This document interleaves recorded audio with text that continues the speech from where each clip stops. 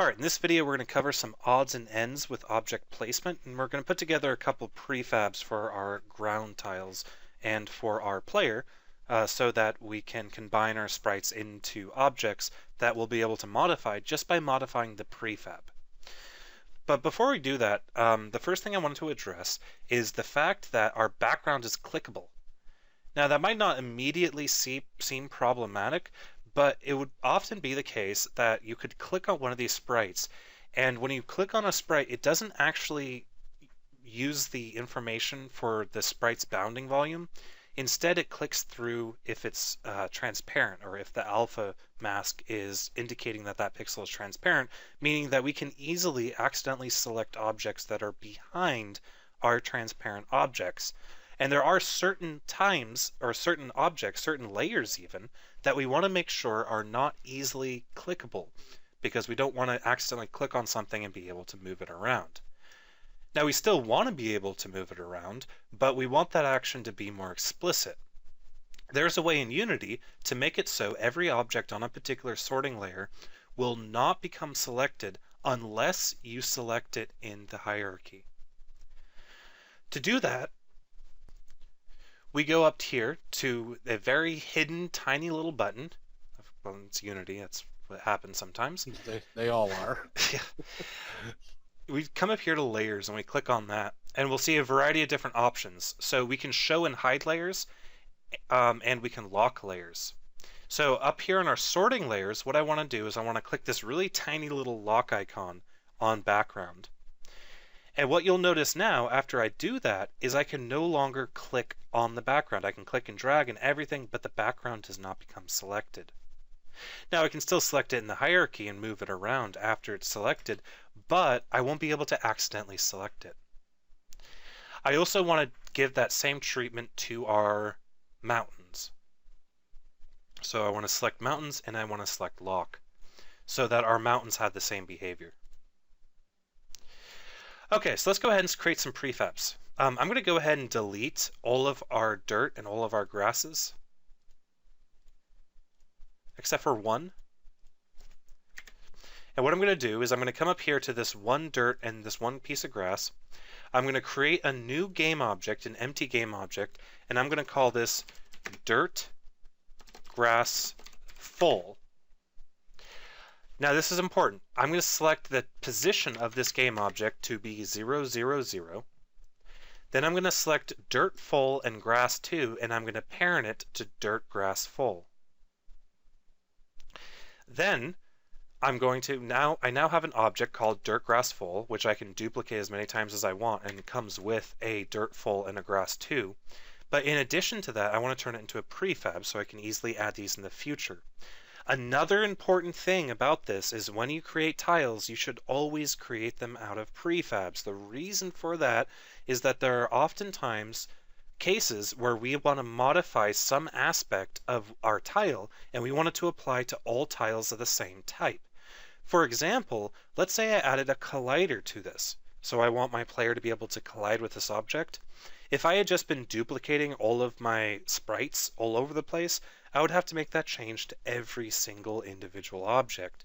But by preemptively turning these into prefabs, I'll be able to modify all of those objects just by modifying the prefab instance and applying that change. So what I'm going to do is I'm going to come up here to create, and I'm going to say create folder, and I'm going to call it prefabs. And then under that, I'm going to create another folder, and let's call this tiles. Then I'm going to click and drag dirt grass full into tiles. And I now have a dirt grass full prefab that I can instantiate wherever I want. And then I can remove them. Next up, let's talk a little bit about snapping. Unity allows us to snap our objects to an invisible grid. To do that, we go up here to Edit, and we find Snap Settings all the way here at the bottom. If we click on this, we will get our snap settings. So we have Move X, Move Y, Move Z, Scale, and Rotation. So these will be the spacing in units for moving these objects. So let's say I go ahead and hit 1 1 on move Y and move X, and 1 on move Z. Let's keep the scale on 0, 1 and the rotation at 15 for that form of snapping. And let's close out of our snap settings. You'll notice that it doesn't actually affect anything by default. What you have to do is you have to hold down Control. So now you'll see that I'm snapping at 1 unit while holding down Control and moving this object. So that's really useful. So now I can select Dirtgrass Full, hit Control D, move it forward, and you'll notice it doesn't quite align perfectly. Now the reason why it doesn't align perfectly has to do with the math behind the snap settings, as a setting inside of our sprite imports that determine the pixels to units. So we'll see that our texture atlas main has a pixel to units of 100. So that's going to be the generated mesh scale of this. So every pixel is going to be 100 units. So with some math, I'm not gonna go, you guys can read about the snap settings. They're not that great, but they do kind of definitely sort of help most of the time. So I just wanted to point it out real fast, and then, well, I don't want to worry about it again. I'm just gonna do it at 0.3. And if you work out the math, that will work out to allow us to snap these particular size tiles. And have them tile almost perfectly. Maybe it could have been something like 0.37, was it?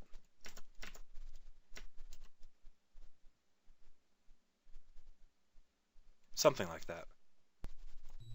And of course, since today I can't math, let's go to snap settings. Wow. I can't believe this flew over my head a couple seconds ago, but the math here is that since our pixel or our tiles are going to be a power of 2, let's go ahead and make our power of 2 divided by 100. Because that's our pixels to units. Let's go ahead and make this a power of 2 divided by 100, so like 0.32 or even 0.64. 0.64 should work pretty good with these tiles. So I'm going to delete 2 of these guys. I'm going to grab this, hold down Control, and you'll see we get an almost perfect snapping. Hold down Control again, and yeah. So now we can sit here and Control D and grab all of these guys, Control D, and we now have grass with a tiled background. So that looks good. If you zoom in, you'll see a small pixel of an error, but that's okay.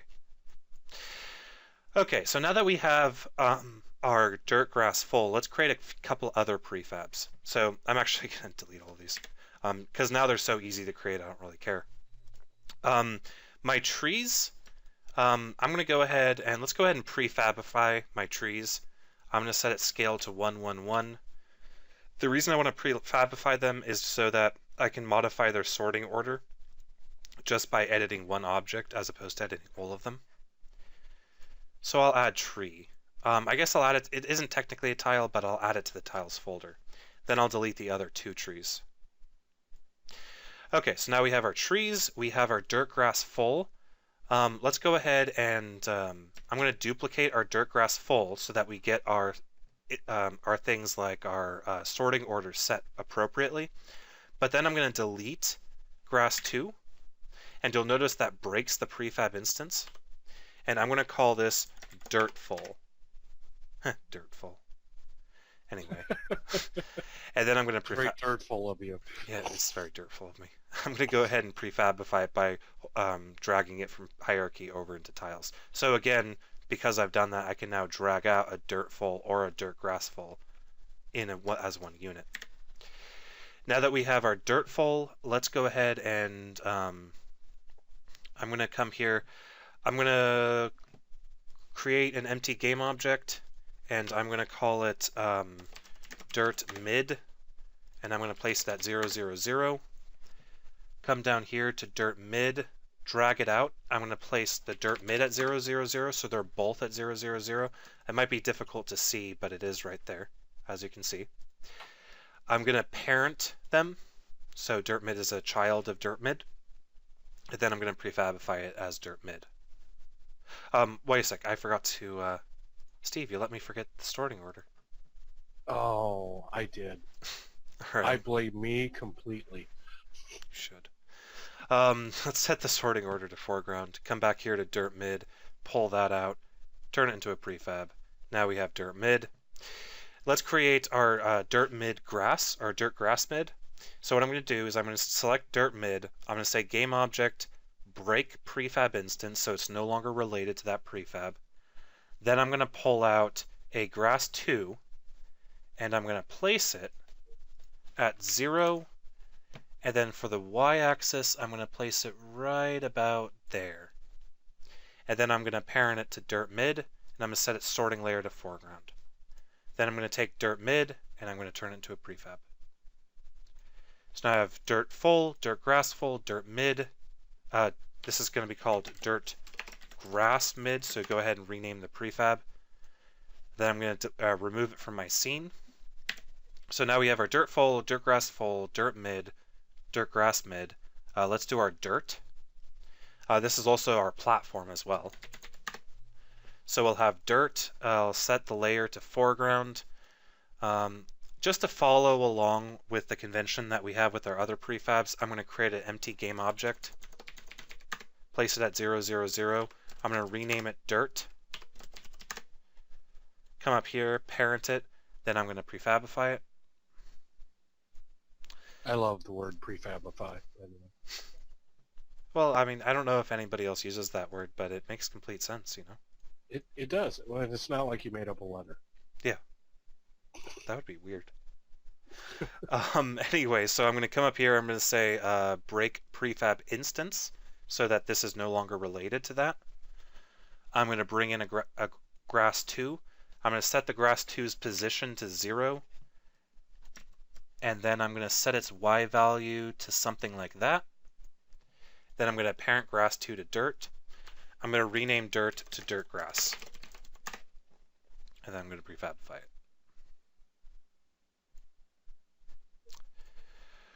Okay, so we now have our tree, dirt mid, dirt grass full, dirt grass, dirt full, dirt. So I think that's all we really need for dirt. Let's go ahead and do that on our punji sticks. So I'm going to go ahead and say 0, 0, 0. I'm going to have this named punji sticks, and I'm just going to turn it into a prefab. The reason I'm turning punji sticks into a prefab, by the way, is that in the future we're actually going to be adding scripts to our punji sticks, scripts that result in a player death. Now, what I want to happen though is I want to be able to build my level without knowing exactly all the functionality I'm going to be placing on my objects. So that's why I create prefabs, so that when I do go in to actually add that functionality in, I just have to apply that script to this prefab and it'll be applied to all of my objects of that type. So it makes it very convenient. I'm not going to worry about prefabifying our mountains because our mountains are mostly going to be constructed by just control D'ing, and that might be a little bit of waste of space. But anyway. Now, would that matter with a prefab if you wanted to parallax the mountains? No, when we go to parallax, what we're going to be doing is we're going to be adding all of these to like a parent object, and then that one parent object will have a script to it. Ah, okay. And this, I mean, this is really pretty simple as far as prefabs go. If you're over at 3D Buzz and joining us in the MMO training class, you would get to see that taken to the next level with 3D objects and what you can do. But this is a really good primer for why you want to have prefabs. Yeah, I mean, prefabs are an incredibly powerful concept in Unity, and there's a lot of different ways to take advantage of them. Some of them we'll see in this series, but there are definitely a lot of more advanced scenarios that we can use them in to make some really cool things happen. But I have to reorder this because it doesn't make any sense, because if you assume the level start is on the left-hand side, that would be kind of an unfair level. What? Come on, we can't just kill him? Yeah. I have I some. could make a little scream that comes up and says, haha. Haha, you started playing the game. Now you're punished. Okay, so now we have a really basic little level here. Um, let's go ahead and create the player and turn him into a prefab, and I think that'll about wrap everything up. All So right. let's go ahead and go to game object create empty. I'm going to position him at 0, 0, 0. Remember, always build your prefabs at the origin. If you don't build your prefabs at the origin, your pivots, there's a big chance that you will result in having some pivot points that don't make any sense. So make sure that you're at the origin when you're building your prefab. Because of that, I'm going to move the camera out of the way so that I can see my origin more clearly. I'm going to call this game object player. Now, the reason I want to create a prefab out of a player, by the way, because you guys might be thinking, well, there'll only ever be one player on the map at a time, and that's true. But when we create another level, we'll have another level with another player object, and we want to be able to have those synced up so that if we make changes to one player, on every other scene that he's used, those changes will still be present. Yeah, I mean, when you're playing the game, it looks like your player jumps into a new level. But in actuality, we're destroying all the old stuff and creating a new player with the new level. Exactly. And it also gives us the opportunity to make players, like their controllers or whatever, slightly different on a per scene basis, which is kind of cool too. But all right, let's go ahead and create our talented ball. Let's bring in our body. That is a really, really big body. That is. Let's make him a little smaller. Then let's go ahead and place him at 0, 0, 0. Now I definitely want the player to be placed at 0, 0, 0, and you'll see that that puts his body in the center of our prefab. Then I'm going to take body and I'm going to parent it to player. So now when we move around player, we move around body.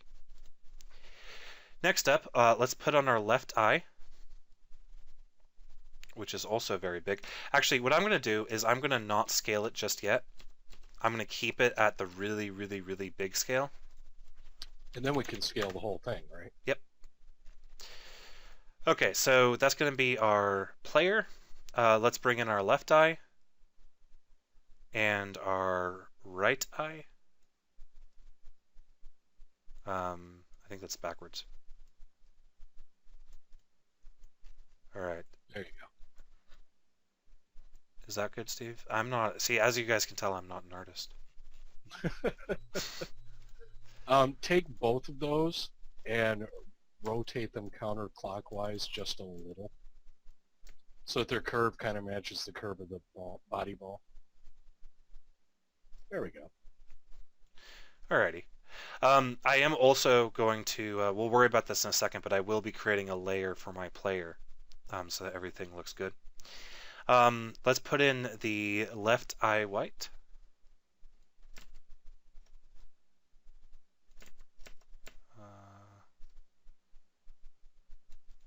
And then the right eye white. And some people might be wondering why we tore, yeah, those are backwards. Why we tore our player apart like this. And that's going to come down to the way we're going to animate him later. And basically, did his eyes need to be torn all apart? Not necessarily. You may not want to do that. But if you do want to create some animations where he looks surprised or something like that, then you're going to need that. You're going to need those broken up like that so that you've got a little more control of what you're doing as an animator. Yeah, exactly. I mean, this will give us a lot of flexibility for allowing the player to interact with the world, especially. And I can't believe that I got so far into piecing together the player without actually even mentioning why we're doing this in the first place. So good catch, Steve. Yeah, we definitely want it to be individual parts so that we can later, well, animate them and make it interact with the world, and maybe have him walk faster when he's moving faster, or flail if he's falling, or something like that. And we definitely, in order to do that, these objects need to be separate. All right, so you'll notice I have a slight ordering problem with my feet here. We're going to be fixing that when I get to ordering the layers, but we'll do that after we're done piecing the player together. Let's go ahead and put in his right hand. Where are his hands supposed to go?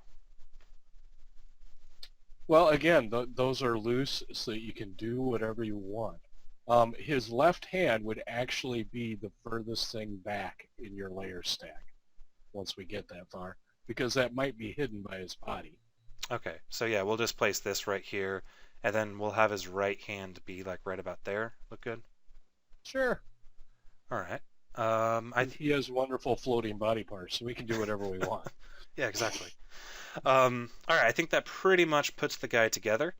Let's go ahead and take all of these objects and parent them to the player object, and then let's scale all of these objects down. Whoa. Yeah, let's not do that.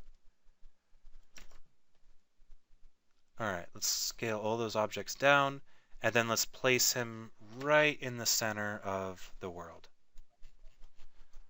I got to tell you guys, Nelson and I are about 700 miles away from each other recording this, so I get a somewhat slower frame rate. I don't even know what you just did there, Nelson, but on my screen, it just exploded in white. Yeah, I scaled improperly.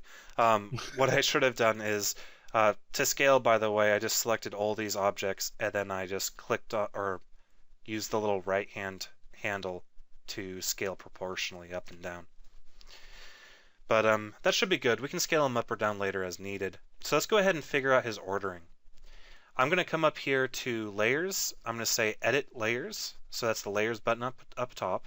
Hit Edit Layers. I'm going to open up Sorting Layers. And then, yeah, I'm going to add a separate layer for the player. So let's go ahead and add a new sorting layer for the player. Now that I've added that layer, I'm going to shift-click down on every single one of these objects and tell it to go into the player sorting layer. Of course, that makes no difference yet. What will make a difference is my order in layer. So let's go ahead and start with his left hand. And let's set his order in layer to, how about -3? So now his left hand is behind. You might see his left hand if he jumps or if he runs or something like that. Then let's go into his left foot and set his left foot to -3. Now the reason I'm doing -3 is just to give me some extra integers to play with if I ever wanted something kind of in between those different states. Yeah, because you could rebuild this and have your artist add an entirely different piece that wasn't there. Yeah. So you'll notice that the sorting layer here is 0, even though the foot is appearing above the body. That's because in the inspector, it appears above the body, or it was added after the body was added. So let's go ahead and codify the right foot being above the body by setting its order in layer to 3. And let's do the same thing with its right hand. So that way there's no ambiguity, and under no circumstances should the body be above the hand or the foot. Okay, so that's the player. Now that he's turned into an object, I can place him and see how he looks in the game. Now that he's created, let's go ahead and prefabify him. So I'm just going to click drag all the way into projects and drop him right down into prefabs. Unless I missed it, Nelson, did you order his eyes? Yeah, I broke something. Yeah, okay, so we need our left eye to have an order in layer of 1. Good catch. You can tell that I'm not an artist, like I didn't even realize his eyes disappeared. Let's do right eye, layer 1. It looks kind of demonic right now. Let's set his left eye white to 3 and his right eye white to 3. And then since we modified the prefab, let's click back on player and hit apply so that all of his changes would be applied to any other player prefab. So now we can see we can drag out as many of these players as we want, even though they are fairly complex objects. It seems we do have a sorting error problem.